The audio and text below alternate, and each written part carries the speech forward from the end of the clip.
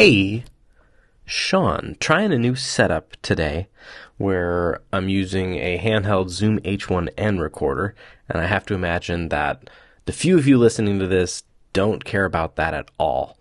But I'm using a different recorder to try to make podcasting a little more friction-free, a little less friction-filled, so that it's easier to go from ideation to product. But what I wanted to talk about today was principles. I've been, not the book Principles, but I guess it is related. I've been making a handful of videos lately about business management and sort of the ethos of running my company. And as we're preparing to launch the kids show, making sure that we're doing this right, and we're not just saying that we take care of our crew, but we're really doing everything we can to take care of everyone involved, and making a quick buck is absolutely nowhere near our radar. We want to do this right. We want to make quality programming, and we want to bring it to life with the right values behind it. But it's pushed me into thinking about how I approach creativity, how I approach projects and relationships and life in general, and sort of challenging myself to say, what are the core values of being Shaun? And this is not a new thing that I'm thinking about. I've thought about this from time to time, but I feel like I have a general idea of what I'm all about. But when challenged to articulate it, I struggle. And there's a strength, there's a value to being able to articulate it. And I did this a couple years ago, I think 2 years ago now, with Boom. And what I came down to as sort of the guiding core values of my production company were empower and equip. I want to empower people to be able to do things, and I do that by providing instruction and education on my YouTube channel and by working with people who want to get involved in production, but also by creating things and showing people that it really isn't that difficult to create things if you've got the drive and you know how to ask the right questions, and you're not afraid of that. And so hopefully I can be an example and I can be helpful. And then equip, sort of an extension of that. Not only would someone feel empowered to tell their story or any story, but that they would have the skills then to do that. And again, with actual collaboration, working with people, or through tutorials and educational content that I put forward on my YouTube channel, both about how to film and edit, etc., but also how to run a creative business semi-profitably, as I have some experience doing. But it's a learning process, and that's what my company's all about. And it's not that far from what I'm all about, but it doesn't really cover how to handle problems, how to handle adversity, and that's something that I've come to find myself reading about lately and circling around the idea of self-compassion. And being compassionate is one thing, and it's really important. And I think I've boiled down, the last time I did this, I came down to, I think the first time was patience and something, and then I revised it a few months later to composure and compassion are like the two most important things. Without those things, you're just going to be in bad shape. I'm just going to be in bad shape. That's what I think is the most important thing for an individual to really have a grasp on, is their composure, because if you lose your composure, it's difficult to communicate, to collaborate, to process, to have relationships when you lack composure. But then also to have compassion and to understand that other people are going through things as well, and that although it's difficult to see, literally sometimes you're not the center of the universe. You're one piece that has to work in harmony with the other pieces, and being aware of other people's struggles and adversity is important to informing your own decisions if you have the privilege of being able to do that. So challenged to revisit these things again, and I do think that those things continue to be important, but what is the updated version? And I think I'm just adding to it a tiny little bit. And a big part of the self-compassion piece, and what I've worked really hard to understand in myself, and of course, as much of my deep thinking is triggered by lately, I was watching an Adam Savage video a couple months ago, and he was talking about how when he completes a big project, like a project that he has worked on for months or years, he said he has come to understand that he has an actual, very tangible depression in the wake of a project, like to where he'll be visibly bummed and sad and maybe a little short with the people around him. And even recognizing this doesn't fix it, but it's not necessarily something that needs to be fixed. It's not something that you need to avoid. It's a part of the process, and it's a very natural thing with how we handle stress and excitement and stuff. And if you're riding this high and this tension, when it's complete, there's a very natural chemical shift that happens in your body, which brings with it symptoms and consequences. And that's not necessarily a bad thing if you know it's coming. And you don't have to avoid it if you know it's coming. If it catches you by surprise, you could end up in a rough spot. But anticipating it in a healthy way and leaving space for it is a really, really healthy thing. And so that's been in my mind a lot as I go through these waves of, I went through what I said, I just have no ambition a couple months ago, and I made a video about it, but I have all this gear and I'm working on different projects and stuff, but nothing was really happening right then for a few weeks. And there's been times in my life where I'm like, I want to go, I want to create, I want to make different things, I have different initiatives, I want to do this. And I just had this phase where I didn't want to do anything. And because of that, I had this wave of guilt that went along with that at first of like, do I not care about video production anymore? Am I not excited to create anymore? Is the fire for that gone? Is the discovery of it, has it, grown thin? And I realized that this is just a phase and one that I need to leave space for, and trying to force myself out of it back into some high level of output would be unhealthy and disingenuous. And I need to embrace that time off to reflect and to think about, what do I enjoy about production? It's not just producing, it's what do I produce? And so after spending some time with it, as I've very naturally come out of it and started to have the fire for making things again, and I'm sure I will have another episode where I feel like I lack ambition, and that's, again, fine.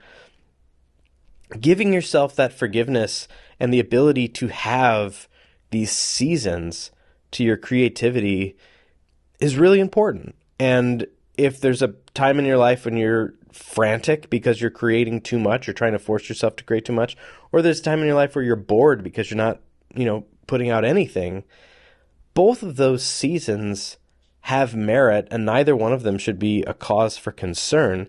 Both should be a cause for reflection, as should all phases, and it should illuminate whatever moves you decide to make next. But don't beat yourself up for this, and embrace the process, embrace the flow, embrace the seasons of creativity, because embracing that is how we grow as creatives. So when challenged to come up with 4 sort of tenets to my personality and how I'm trying to approach my life, what I came up with this week was, number 1, composure. Still at the top of the list. I get that you could pick any number of virtues or mottos or whatever, but for me, if you don't have your composure, then it doesn't matter about all that stuff. If you are just falling to pieces, if you can't take a breath, if you don't have the capacity to have reflection and patience with yourself, if you're not composed, it gets really, really difficult to collaborate, to communicate, and to treat yourself with the respect and care that you need to. And so at the top of my list, if you're nothing else, be composed. If you're a wildly angry person and you're just full of anger, being full of anger and composed is still better than being full of anger and lacking composure. And so whatever you're trying to do is going to be better if you can be composed. And that's not something that necessarily comes easy. And it's something that's really difficult to notice when you've lost it, because by its very nature, when we lose it, we lose the ability to notice it. And And it's not until something happens where we sort of have that removed perspective to say like, whoa, whoa, whoa, I don't feel like myself. I don't feel like I'm handling these situations like I should. I feel like there's something inauthentic happening, something impatient happening. So composure still tops my list. Compassion is still on the list. Composure and compassion. Turns out I was right on a few years ago when I came down to these two.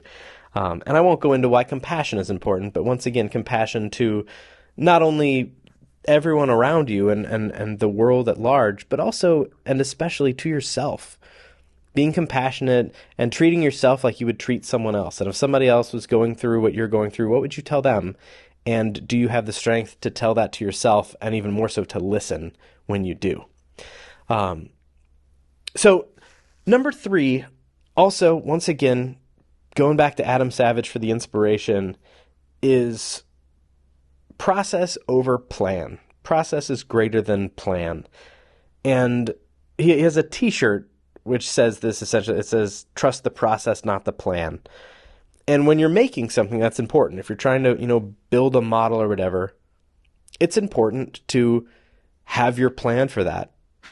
But if things start going awry, knowing that the process of evaluating it, tweaking it, and making changes and evolving and adapting and reiterating and failing, examining and trying again, that process is so much more important than sticking exactly to the plan. And as is always the case with Adam Savage's stuff, he's talking about building physical models mostly, but he's also talking about creation in general, and whether you're creating something digital, something abstract, something physical, whatever it may be, these things all apply. And in video production, it's so easy to see when you have a plan, when you have a script, when you have whatever, and then you show up on set and somebody's late, something goes wrong, the sun's in the wrong spot, something breaks from your equipment, you're without something, somebody gets sick. There's so many ways for production to not go according to plan, but putting your faith in the process and in yourself and your ability to solve problems, your ability to diagnose those problems and come up with solutions, again, with composure, because if you get frantic on set, that's when you start making bad decisions. So anticipating that there's going to be problems and it's a part of the process, and if those problems aren't a part of your plan, it's okay because they're still a part of the process, and solving them is a part of the process. So embracing the process over the plan makes a huge difference in what you do creatively. But also, this applies so much to fatherhood. And in my life, I sort of have a handful of different elements that not define me, but that define me. And my creativity, my business is one of them. My creativity that doesn't make me money is another one of them, things like this podcast. And then my family and my relationships are another one. And it's hard not to think a lot about fatherhood. And I find myself wondering, am I a good dad? And how can I be a better dad? And these same principles all apply to fatherhood. Of having my composure is very important as a father. Being compassionate is really important as a father. Again, not just to my son and to myself, but also to the world and the example that I set for my son by being compassionate, by being patient with those around me and with the world, and how we behave when we're in line somewhere, and how we treat other people when we're out and about. That's essential to being a good father. And so having your composure, having compassion, and then also the process of parenthood versus the plan of parenthood. And you may have these ideas for how you're going to raise your children, or what holidays might be like as a microcosm. And you may have this beautiful plan for what you're going to do in your family vacation as another tiny example, but there's bigger, more abstract ideas about how you raise a child and how you talk to them and the lessons that you teach them and the experiences that you share. But if you understand that your plan will probably fail, or not fail, but you will at least leave the structure of the plan as you may have planned it. But the process of evaluating, being patient, making adjustments, and being okay with shifting your strategy as you go That's so important, not just in creativity but in fatherhood and in life in general. And knowing that you may have a plan for your career, you may have a plan for your life, your family, your animals, whatever it may be. You may have a plan for rehabbing your house. All of these things are going to have their variance from your plan, but your process of approaching these things thoughtfully, with composure, with compassion, keeping your eyes on that process and trusting it, is so important to finding and maintaining happiness, and finding and maintaining a sense of direction and purpose, and knowing also that with the seasonality of creativity comes seasonality with fatherhood and with relationships, and you're going to have really good times. You might have some bad times, and keeping your composure through those and being compassionate with yourself when you lose your composure, and when you lose focus on the process and the plan, that's all okay. And if it's all a part of your process, if you keep zooming out and understanding that all of these different phases are a part of the process, you're going to be in such a good position. And it's what puts me in a better position every time I catch myself, every time I learn. And I mean, think about meditation. That's the easiest example for me of when you're meditating, you're trying to focus on your breath. The whole goal of meditation is not to focus on your breath for an hour straight or however many minutes you want to do it. The purpose is to notice when you've noticed yourself drifting away and to bring yourself back, because you're going to get distracted. That's what the mind does, and that's okay. Knowing that it's part of the process, not to be a perfect meditator, like not to say, oh my gosh, I can focus on my breath for 20 minutes straight. That's not impressive. What's impressive is your ability to forgive yourself, your ability to keep making progress every time you lose that focus.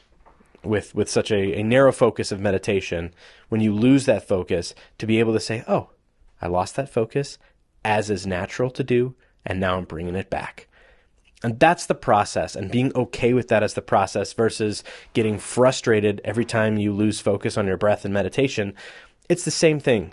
And when we have bad days as parents, when we are less patient with our children, when we are less composed on set with our crews, when we are less diligent maybe than we would like to be with our creative projects or whatever other projects are happening in our life. With all of these things, trusting that that's a part of the process and making space for that is going to make you a happier person, and it's what makes me a happier person. And it's something that I keep bringing myself back to and reminding myself of. And every time I do, there's always that little bit of guilt of like, how did I lose focus on this again?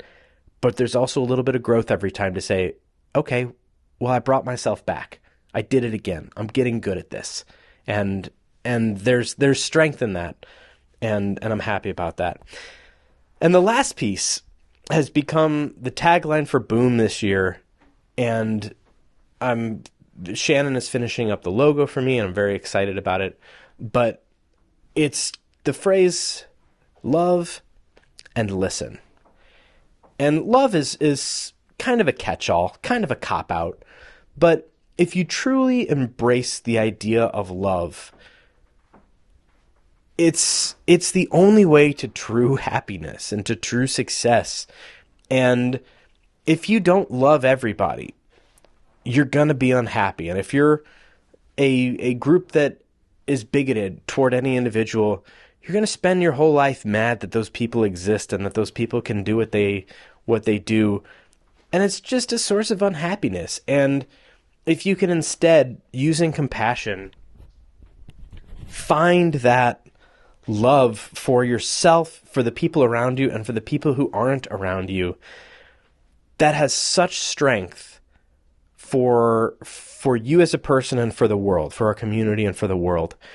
And not just loving everyone and leaving space for everyone, but listening to everyone. For a while, my whole thing with Boom was tell your story. And it's important, like I said, being empowered to tell your story, being equipped to tell your story is essential.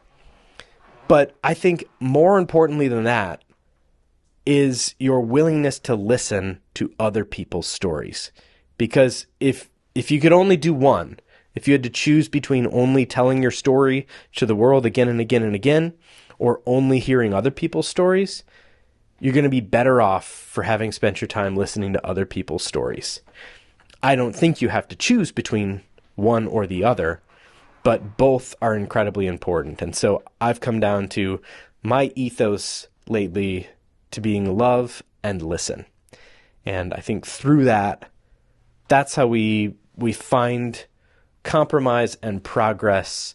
That's how we make space for each other, and we make space for each other to be happy. And there's nothing more important than that. So that has been my thought process for the past week or so as I've challenged myself to articulate this, and I'm putting this on the record on this podcast that will get maybe 3 or 4 listens. But if you do listen, you don't have to, but text me, because if you listen to this, you probably have my phone number. What is one of your guiding principles, one of your mottos, your ethosi? Ethos? I don't know what the plural of ethos is, or if ethos may be plural.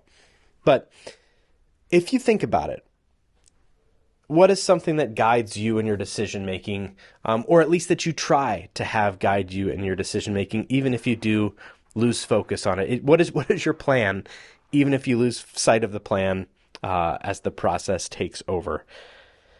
I'd love to know. See, I'm listening. I'm doing it. I'm trying real hard. And I love you for listening to this. If you made it this far, it's really meaningful.